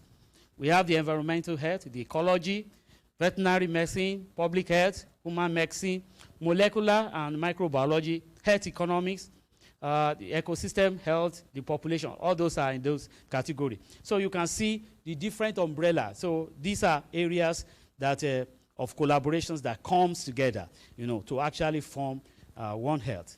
So what are the critical considerations for One Health? Global One Health and welfare is very important to save humanity. That is very clear. Working for effective international cooperation is necessary. Ecological imbalances of our planet also require the full involvement of social scientists. So I see sociology, economy, laws, and policy. Because most at times, when you come out with research output, they are the ones that carry it out, and they have policy that support their implementation. If you don't carry them along, and they don't know the importance of the research you are doing. It will just end at the research and publication, so there won't be much implementation. So they need to be carried along. Systemic link between the bottom-up approach of working groups. So there are different working groups now working on One Health, and the top-down leadership, very essential. Globally acting organizations require comprehensive bylaws. How can One Health be promoted in Nigeria? Development has to be well positioned to promote One Health. We have to establish interdisciplinary, interspecies conferences, just like this one. I know there are a lot of, I'm an environmental chemist. I told you atmosphere, and I find much relevance even in this conference. There are a lot of papers I've seen there that cut across there. We have joint areas of research. So research like that should be promoted in Nigeria. And also for universities, for promotion, I know they will tell you you are not specific. You need to do multidisciplinary research. I think we need to engage more in multidisciplinary research. And I know that is the TED Fund is working very hard in the past 10 years in this area. There is NRF now, and there is the IBR, institutional base, and there also the National Research Fund. And one of those things that the criteria for consideration is the multidisciplinary research. So we need to encourage that. Educate policymakers and public about the importance of One Health. Everyone is a stakeholder and must therefore live responsibly. Conclusion that we can draw from this lecture: human, animals, and environmental health are linked. One Health concept provides an important strategy to improve the lives of all species. Animals suffer from many of the same diseases as people, so new therapies will benefit all species. Animals and plants improve people's physical, mental, social, and environmental health. A healthy environment will benefit everybody. Animal health professionals should work with human health professionals to prevent zoonotic disease transmission, especially in high-risk groups that relies on pet for mental and social well-being. I want to thank you for listening to this lecture. I hope I've not bored you. Thank you very much.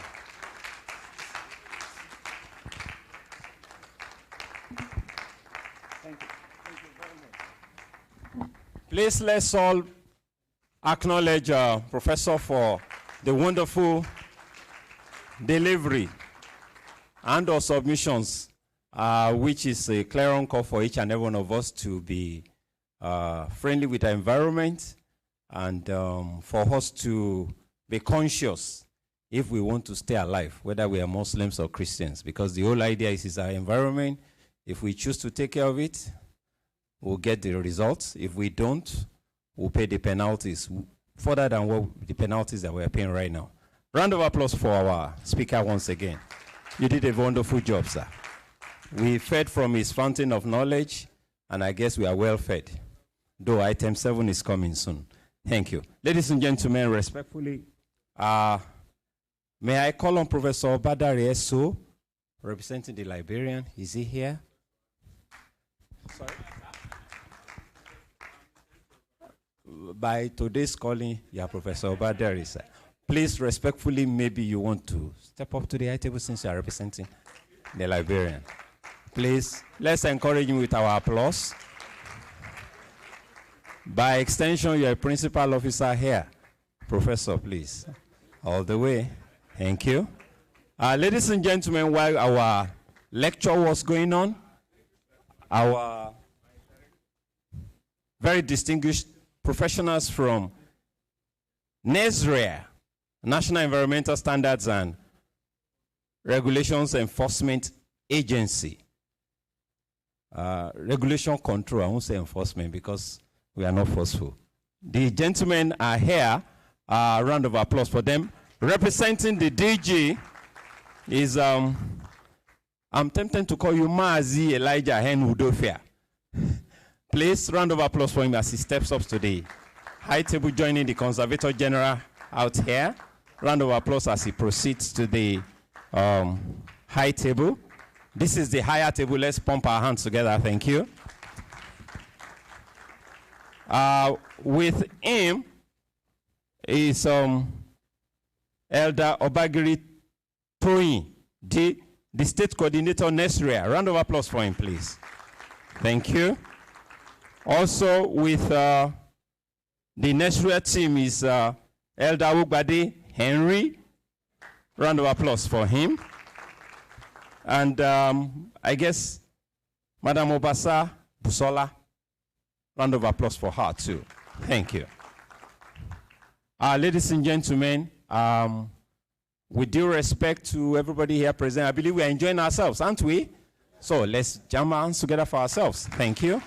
May I respectfully call on, since he's here with us, Elder Elijah and Udofia to please give us the DG's address, please. Round of applause for him, please. Thank you.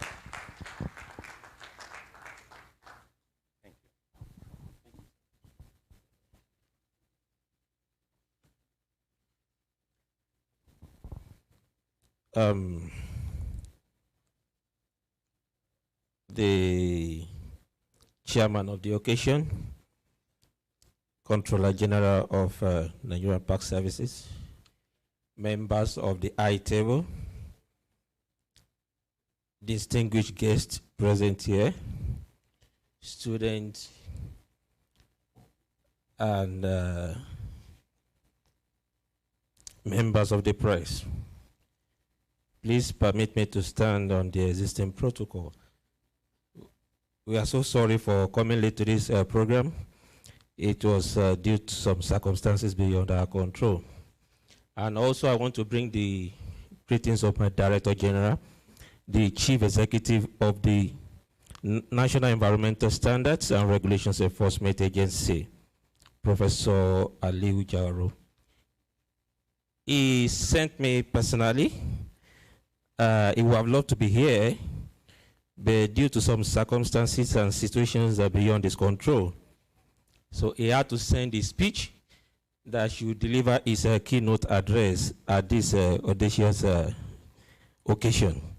So in his speech, if I mention I, you know that I'm talking about my Chief Executive Officer, and that is Professor Aliu Jaro.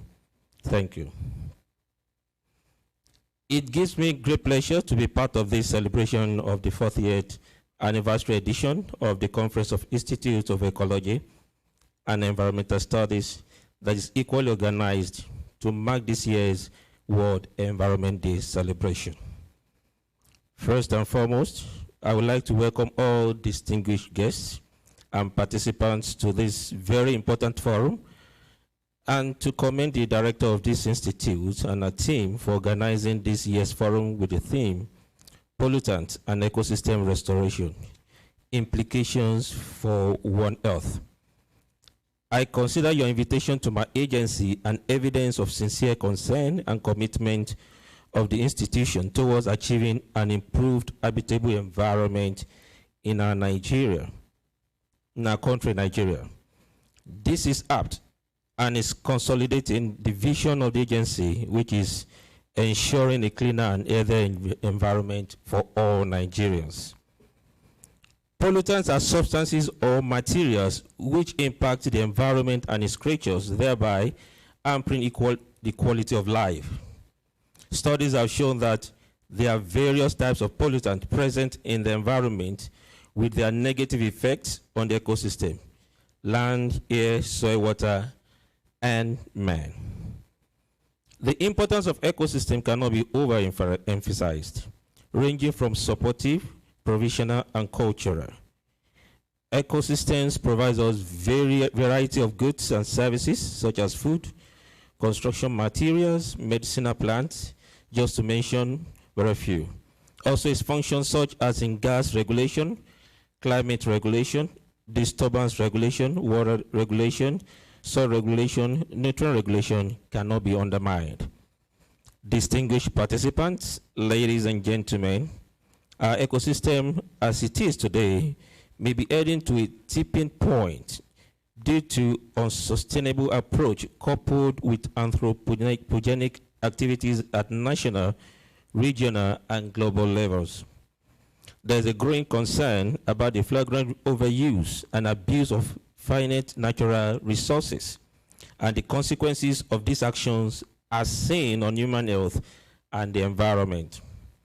The air we breathe is becoming increasingly polluted. The water we drink from our wells, rivers, and streams, even in some of our boreholes, are becoming filthier. our ecosystem is faced with massive threats by pollutants such as carbon monoxide, hydrocarbons, nitrogen oxides, particulates, sulfur oxide, to mention a few. These are sometimes imported into Nigeria or emanated within, where there are no formal treatment facilities for resource recovery, posing serious environmental and health challenges. One of the ways to address these challenges is to adopt the restoration of ecosystems and healing of the planet strategy. These strategies include: 1. Plant trees. Planting trees on barren slopes, contour cultivation, and strip cropping may be applied instead of shifting cultivation. In the long term, soil erosion can be arrested by avoiding deforestation and substituting chemical manures with animal waste. Rewild. Rewilding is about letting manure take care of itself, or nature take care of itself, to reverse human interference and domestication. This means allowing natural processes and wildlife rhythms to do its thing to repair damaged ecosystems, restore barren and degraded landscapes, and rebuild diverse habitats.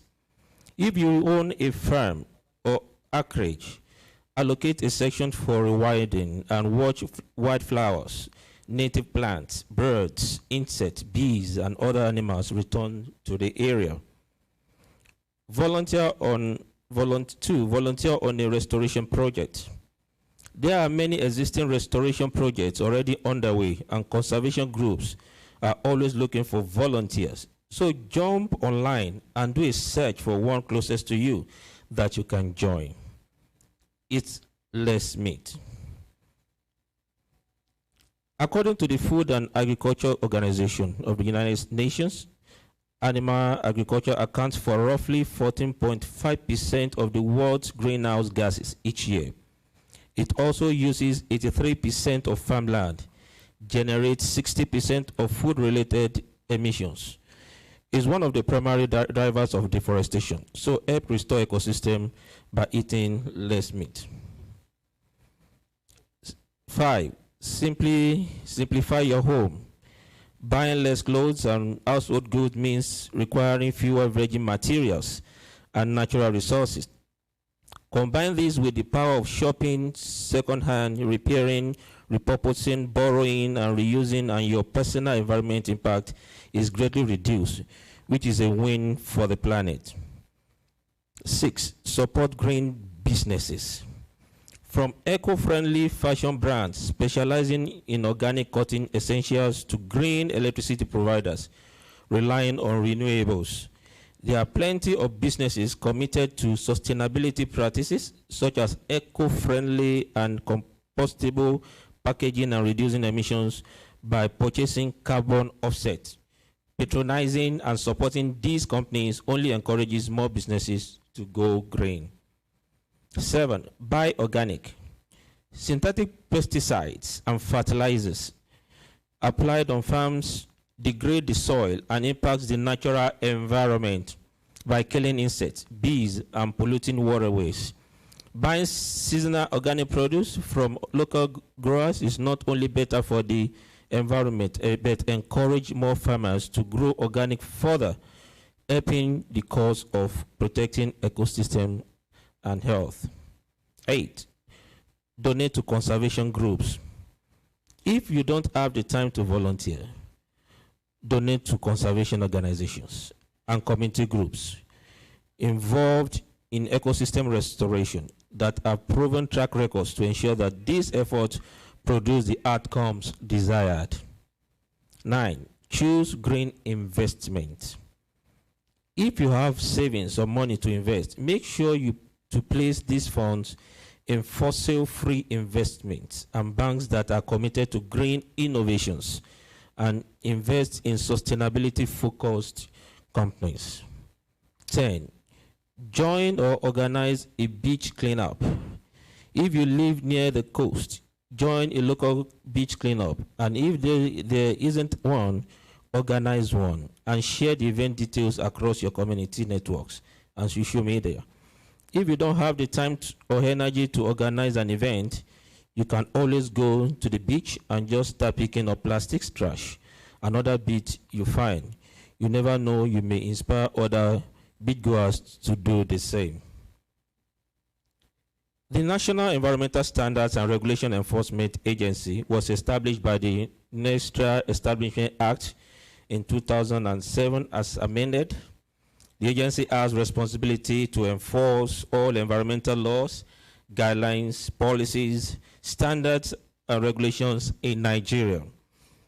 It also has responsibility to enforce compliance with provisions of international environmental agreements, protocols, conventions, and treaties to which Nigeria is a signatory.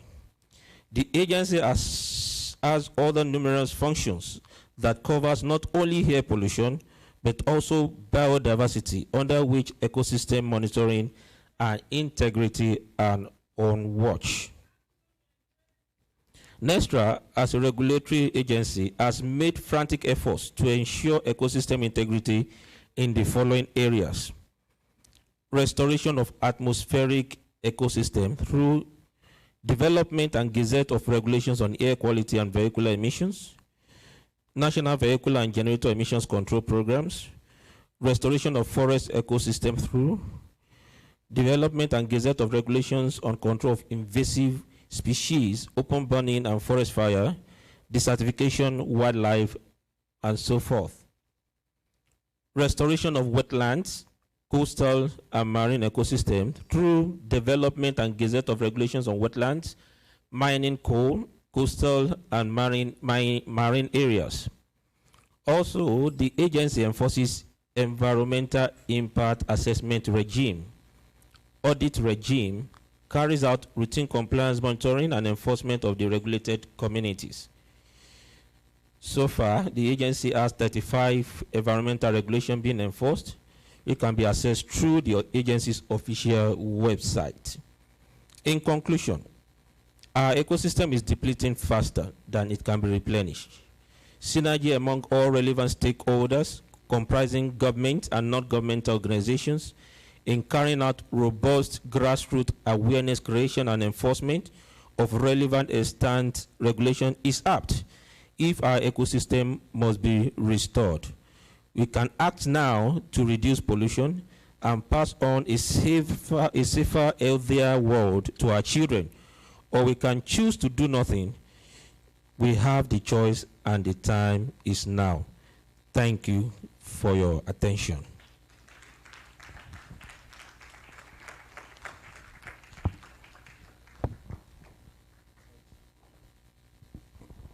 Please, we can do better, sir. With due respect, sir, please, if you don't mind, please remain here, please. For ladies and gentlemen, better round of applause for the DG's rep. May I respectfully call on Professor Adewale to please proceed to the podium here to assist our wonderful institute and indeed our university to kindly decorate the DG's rep here. Round of applause for Professor Adewale. Thank you. Right. Thank you, sir.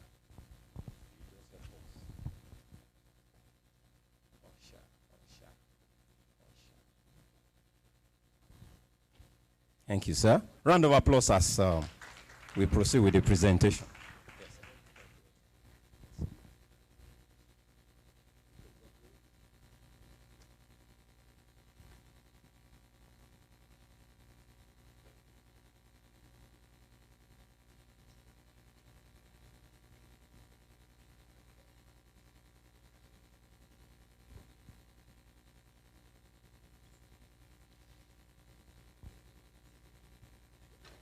Yeah, thank you very much.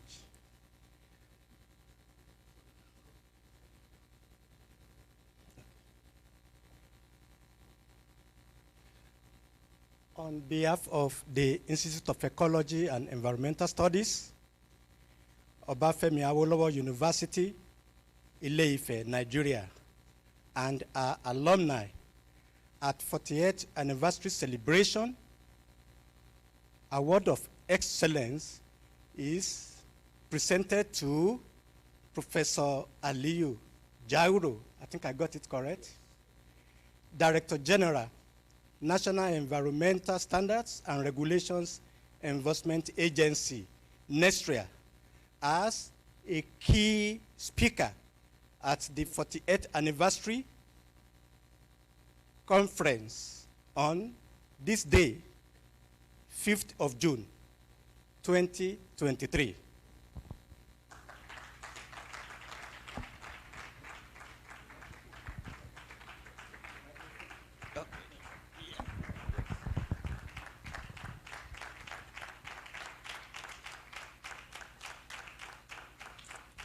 Thank you very much. Thank you so much. Thank you. Dr. Aguela? Dr. Aguela?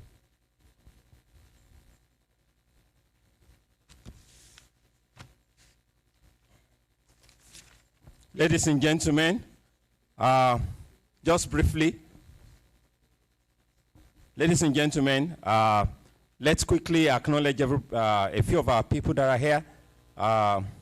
Entourage of the Conservator General, Mr. George Kanyang, I think the DCP National Park Service, round of applause for him. The CPTA Karim, that's the CPONP National Park Service, you're welcome.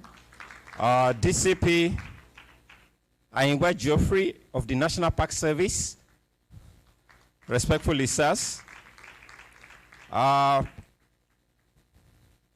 PWMA Bolaji of National Park Service. Thank you. You're welcome. ACPI Ogumbi Ibrahim of also of National Park Service. You're welcome, sir. SPI Akinola A. Jalili of National Park Service. You're welcome. And last but not the least, Adamu Ukari of also of the National Park Service. You're welcome. And once again, let us acknowledge our CG, Dr. Goni. Round of applause, bigger round of applause for him. Thank you, he's over there. Thank you very much. With us also is Professor Orimo Gunje, I think, yeah? Yeah, round of applause. Bless you, sir. Dr. Mrs. Alolade Campbell, who is one of our wonderful alumni from the US, a certified civil engineer, and childhood friend of the Institute Director. Where are you at, ma? Where? Round of applause for her. Oh, right here. Thank you very much, ma. Bless you. Also with us, well, let's acknowledge them ahead of time. The cultural group and the team lead of Moremi High School, and also that of Ife City High School. They're going to entertain us for 5 + 6 minutes, if time permits us. Right. So, ladies and gentlemen, we had a guest lecturer. We had the Digis nominee from Nigeria. Maybe we can quickly take comments, questions, or to further just acknowledge our guest speaker. Round of applause for him. So, questions on the lecture? Or are we good? Are we good, please? If for those, let's do democracy here. Those who say yes, nay, or whatever. Anyway, we're good. Yeah, to God be the glory. Maybe we could quickly call the children to come excite us a little while we'll just generally wind down. Are we agreed on that, please? Thank you very much. God bless you. So, the cultural group of Moremi High School was there before Ife City High School. So, cultural group of Moremi High School, can we have you, please? The team lead. Where are they coming in from? Emiria Farm. Here? Man, they could have stepped through here. Jeez. In the interim, maybe we'll play music. Yeah? Comments? No, everybody said they're good. Yeah. I mean, the lecture was, are we? Right, can see that. Helen. You need the microphone? Yes, okay, fine. Hey. Where? What? No, this is what. No, which school is this? And who are those ones? Who is going to sing? Who is singing? Fine. Don't worry. It's okay. Who is singing? Who is singing? You are singing. Right. I didn't. Right. Thank you. Just read. We're not going to use. We are using this. So that they will see them. Okay, fine. Fine. Okay, go on.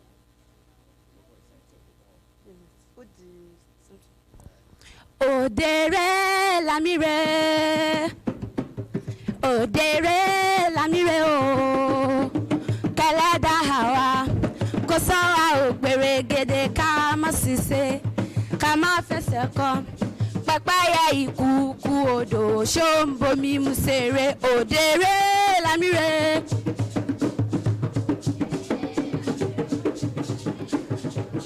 Kò sọ́wọ́ ògbèrègèdè ká má ṣiṣẹ́, ká má fẹsẹ̀ kọ́, pẹ́pẹ́yẹ ìkùukù odò ṣó ń bomi mu ṣe, òdèrè lámìrè o, kẹlẹ́dà wa, kò sọ́wọ́ ògbèrègèdè ká má ṣiṣẹ́, ká má fẹsẹ̀ kọ́, pẹ́pẹ́yẹ ìkùukù odò ṣó ń bomi mu ṣeré, mímú ṣeré o, ṣó ń bomi mu ṣeré.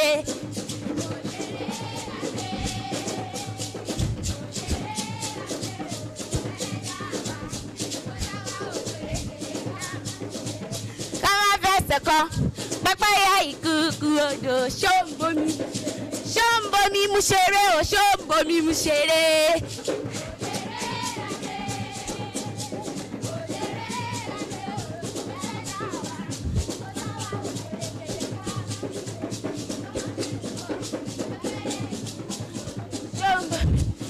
Ṣombomi mu ṣeré o, bomi mu ṣeré. Ṣombomi mu ṣeré o, ṣombomi mu ṣeré. Ojúmọ́ kì í mọ́ ká máa gbọ́ pòpòlódó. Ojúmọ́ kì í mọ́ ká máa gbọ́ gìrìgìrì ẹsẹ̀. Àwọn ọmọ Mọ́remí high school dé. Èmi lákàtàbù, akọrin níwájú adájọ́, àwọn àgbàlùgbò omi òkun. Ǹjẹ́ ẹ̀yin ìwé rẹ̀ ń pariwo lágbàlá mi o? Àwọn ọmọ Mọ́remí high school ni o.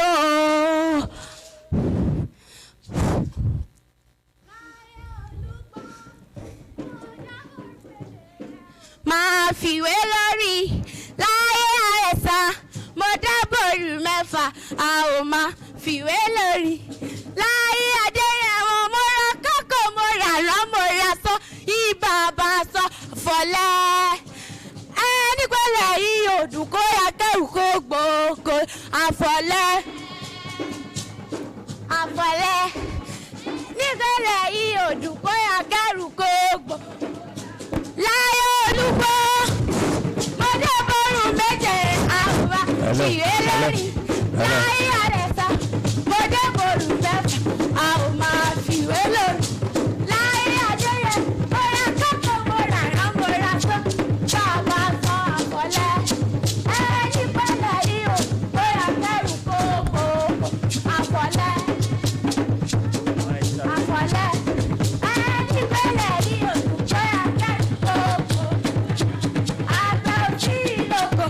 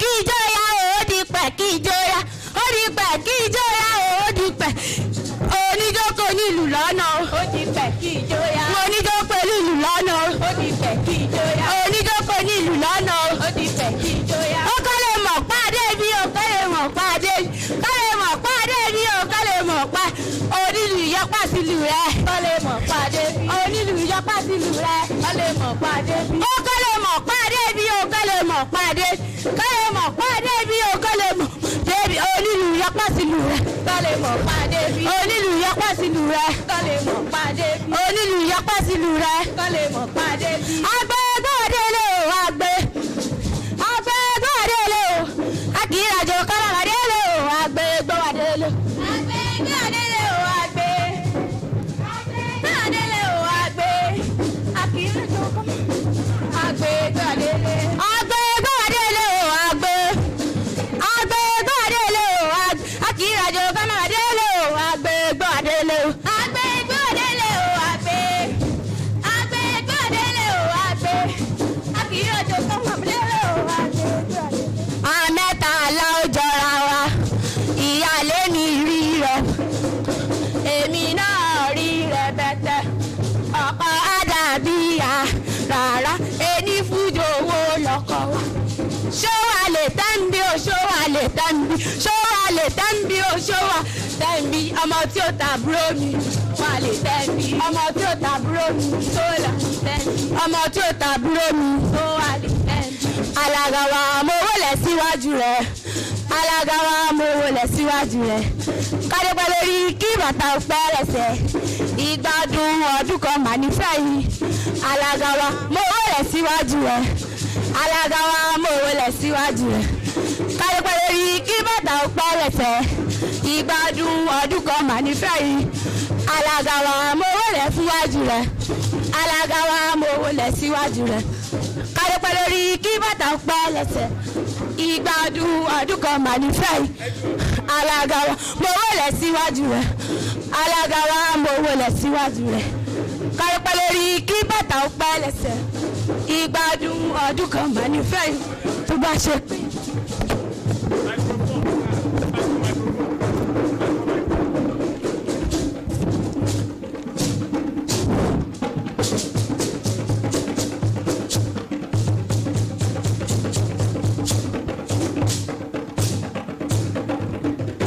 Thank you very much. Thank you very much. Round of applause for them. Thank you, thank you, thank you. Thank you. Okay, fine. Okay, fine. Thank you very much. Bigger round of applause for them, please. Ladies and gentlemen, respectfully, may I call on the team from Ife City College, sorry. Ile-Ife here. Round of applause for them as they proceed. Hello. Good, nice. Ìbà ìbà bàtà láti ẹ̀ sórí eré ìbà bàtà láti ẹ̀ sórí òkú pupa ìbà ọlọ́run àlàlà funfun gbò òrìṣà bí rẹ̀ ò sí ráyé ìwọ lọ́ba tí dáná fáwọn ọlọ́pàá tó bá tún wò àti ọba lóye kábíyèsí rẹ̀ o ìwọ lọ́ba tí ń pa ni ìwọ lọ́ba tí ń wò ni ìwọ lọ́ba tí ń jí ni ìwọ lọ́ba tí ń fún ni kábíyèsí rẹ̀ o ìbà o lúbúlúbú o lúbúlúbú tàbí ọlọ́jà lúbúlúbú tàbí ọlọ́jà èmi ò lọ lúbúlúbú tàbí ọlọ́jà tó bá dọ̀lẹ́ èmi ò lọ báyìí ọjà ọlọ́run kan bọ̀ bí o bá lọ èmi ò lọ mọ́ kí ló tún dé kò sí nǹkan kan kí ló dé sẹ́ kò sí nǹkan kan ìjà bí mọ́ mo bù mọ́ kí ló jẹ́ mọ́ ìmọ̀ládé kí ló jáde àdésípò kí ní jẹ́ pò ipò ìṣẹ́rẹ́ kí ní jẹ́ ọ̀ṣẹ́rẹ́ ìṣẹ́rẹ́ ọmọyọ kí ní jẹ́ ọmọyọ ọmọyọ àkókò kí ní jẹ́ òrìṣà àkókò òrìṣà kí ní jẹ́ òrìṣà òrìṣà aláyé kí ní jẹ́ aláyé aláyé àlọ́run kí ní jẹ́ àlọ́run lọ́rùn èkóló. kíní jẹ́ èkóló. èkóló àjúbà. kíní jẹ́ àjúbà. àjúbà rẹ̀rẹ̀. kíní jẹ́ rẹ̀rẹ̀. rẹ̀rẹ̀ mògún. kíní jẹ́ mògún. mògún onírè. kíní jẹ́ onírè. onírè àṣà. kíní jẹ́ àṣà. àṣà òkè. kíní jẹ́ òkè. òkè ilẹ̀. kíní jẹ́ òkè ilẹ̀. ilẹ̀ òwú. kíní jẹ́ òwú. fún aṣọ. kíní jẹ́ aṣọ. Igi lòró, aṣọ ni mo ró, igi lòró, aṣọ ni mo ró, igi lòró, aṣọ ni mo ró, igi lòró, aṣọ ni mo ró, igi lòró.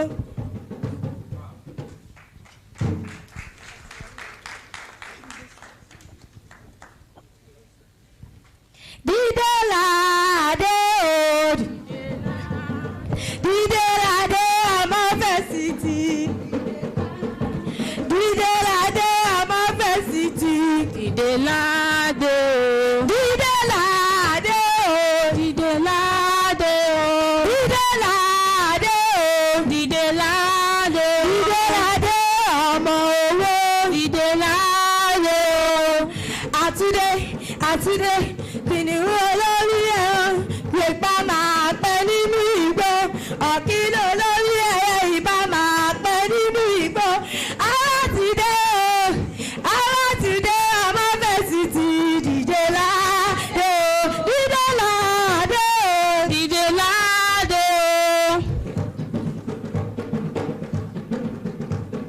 o olóde lónìí o ìwé olóde.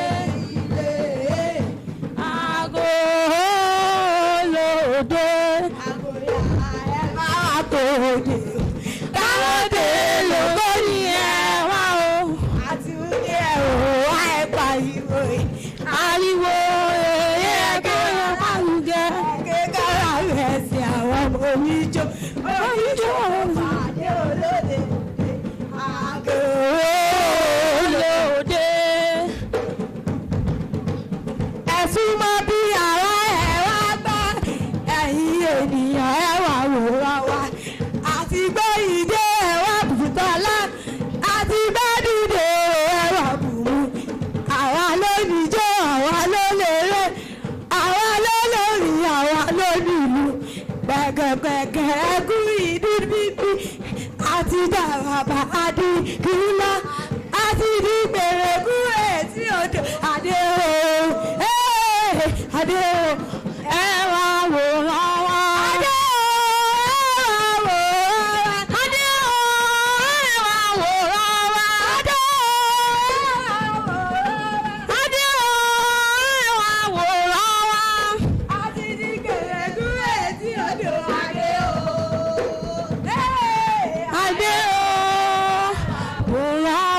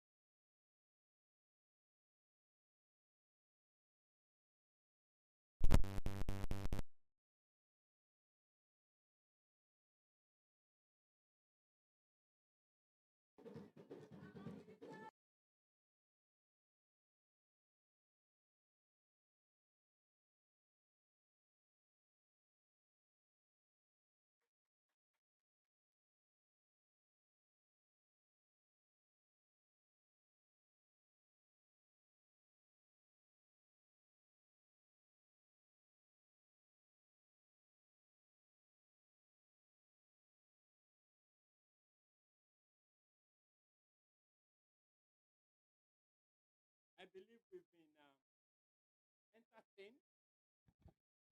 I believe we've been filled, informed.